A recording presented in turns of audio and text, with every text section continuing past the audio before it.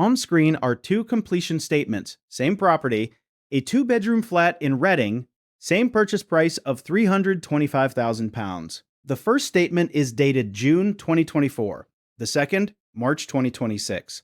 Both buyers are first-time buyers. Both with a 10% deposit, both with mortgages from one of the big six lenders. Between the bottom line of the 2024 statement and the bottom line of the 2026 statement, the difference is exactly £4,618.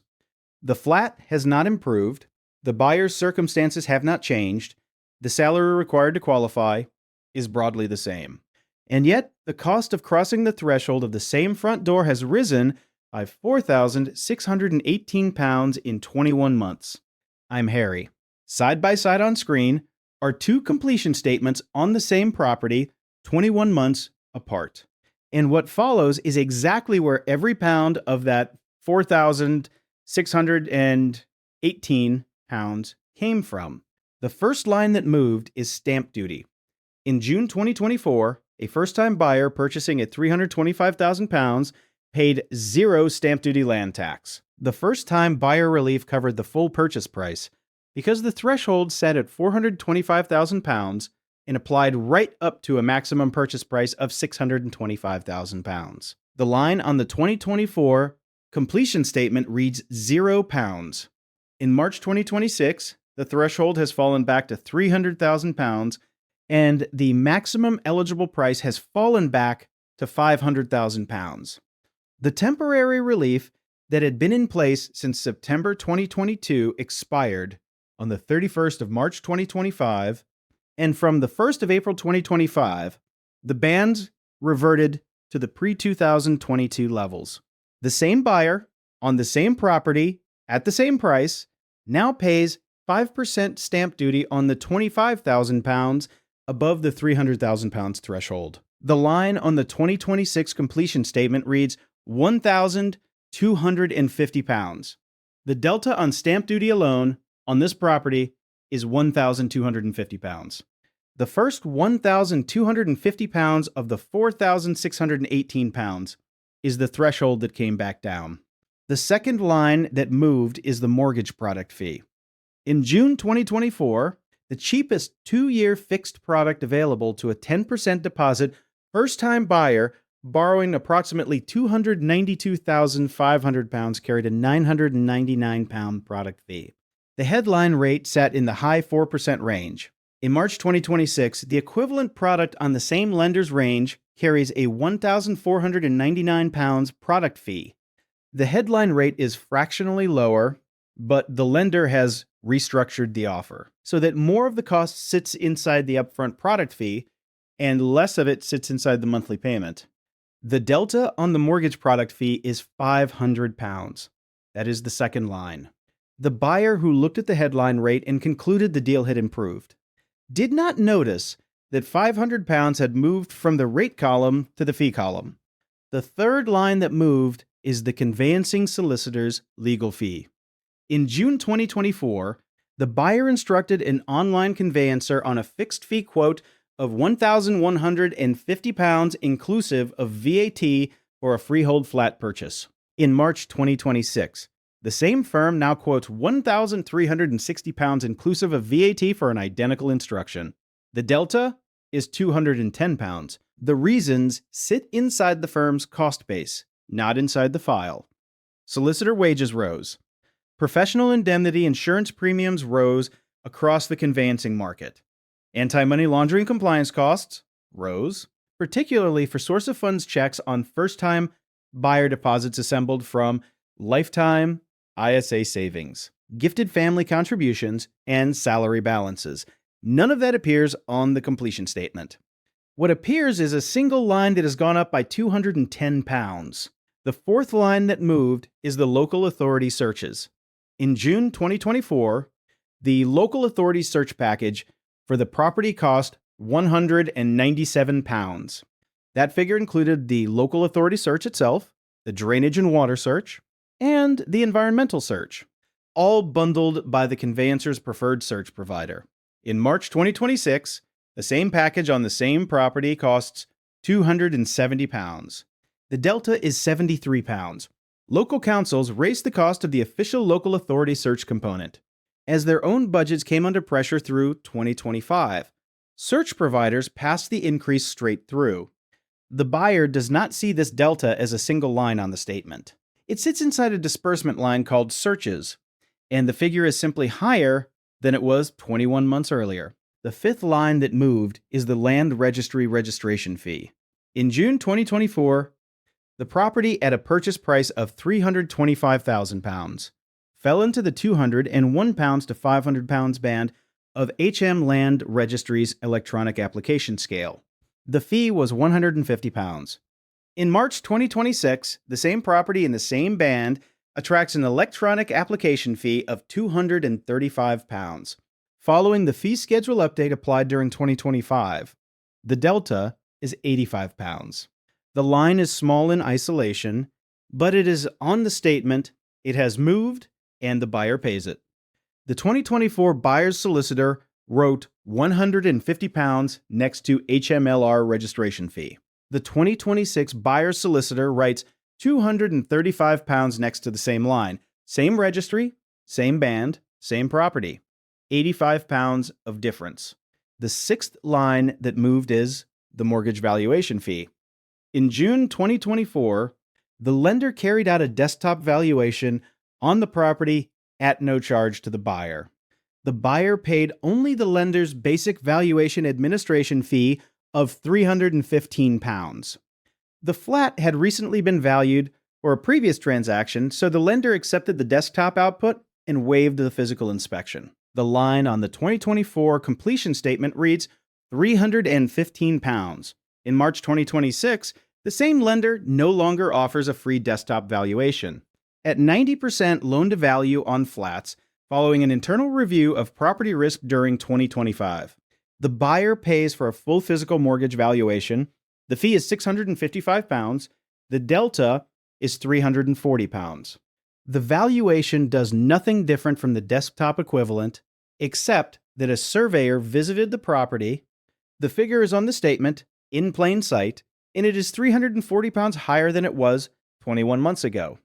The seventh line that moved is the lender's completion and administration fee. In June 2024, the lender charged a single completion fee of £55 for releasing funds at completion via CHAPS, and the conveyancer absorbed the SDLT submission cost into the headline legal fee. The line on the 2024 completion statement reads £55. In March 2026, the lender now charges a £75 completion fee. The conveyancer charges a separate £30 CHAPS administration fee for outgoing transfers. The lender adds a £40 mortgage account setup fee, and the conveyancer charges £55 for the SDLT submission and HMRC return as a standalone line item, separated out from the legal fee for transparency. The 2026 statement totals these admin charges at £200. The delta is £145. None of these £145 of additions are described as price increases. They are described as improved itemization and regulatory unbundling. They were inside the 2024 fee. They are outside it now. The eighth line that moved is the higher lending charge. In June 2024, the lender did not levy a higher lending charge on its 90% loan-to-value product range. The line on the 2024 completion statement reads £0. The cost of insuring the lender's exposure above 75% loan-to-value sat inside the headline rate, priced into the monthly repayment, and was not visible as a discrete charge. In March 2026, following capital adequacy reviews and a wider repricing of high loan-to-value risk across the lender's portfolio, in 2025, a higher lending charge has been reintroduced as a one-off premium on completion for products above 85% loan-to-value. On a £292,500 loan, the charge is £820. The line on the 2026 completion statement reads £820 next to higher lending charge. The buyer is told this charge is to indemnify the lender against the additional risk of higher loan-to-value lending. The buyer pays it. It did not exist on the 2024 statement. It exists on the 2026 statement. The delta is £820. The ninth line that moved is the mortgage broker fee. In June 2024, the buyer used a fee-charging broker who quoted a flat £499 for arranging the mortgage and submitting the application. The broker also received commission from the lender on completion, but the £499 was the line that appeared on the buyer's invoice. In March 2026, the buyer used a fee-charging broker for an equivalent service. The broker quoted £1,694. The 2026 broker still receives commission from the lender on completion. The £1,694 is the line on the buyer's invoice. The delta is £1,195. The reason given is that affordability assessments are now more time-intensive, source of funds documentation is more demanding, the lender's underwriting questions are more numerous. The application packaging that took 4 hours in 2024 takes closer to 9 hours in 2026. The broker market repriced upward through 2025, and the average purchase broker fee across the UK rose by roughly a quarter year on year by the start of 2026. The £1,195 delta on this completion statement sits at the upper end of that repricing, not at the average. It is, however, a real line on a real type of statement paid by a real type of buyer who chose a fee-charging broker rather than a fee-free one. Add the deltas, £1,250 of stamp duty that was not owed in 2024, £500 of additional mortgage product fee, where the lender restructured the offer to push costs from the rate into the upfront. £210 of conveyancing inflation absorbed by the buyer through wages, indemnity premiums, and compliance costs that sat inside the legal firm. £73 of search fees that rose with the local authority budgets, £85 of land registry fee schedule repricing. £340 of mortgage valuation inflation, where the lender stopped accepting desktop output and reverted to physical inspection. £145 of unbundled lender and conveyancer admin charges that were inside the 2024 fees and outside the 2026 fees. £820 of higher lending charge, which did not exist on the 2024 statement and now exists as a one-off premium for high loan-to-value lending. £1,195 of additional broker fee, because the broker market repriced upward through 2025.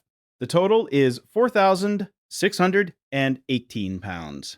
Same property, same buyer profile, same 10% deposit, same Big Six lender, same 2-bedroom flat in Reading at £325,000, 21 months of friction added quietly inside the paperwork.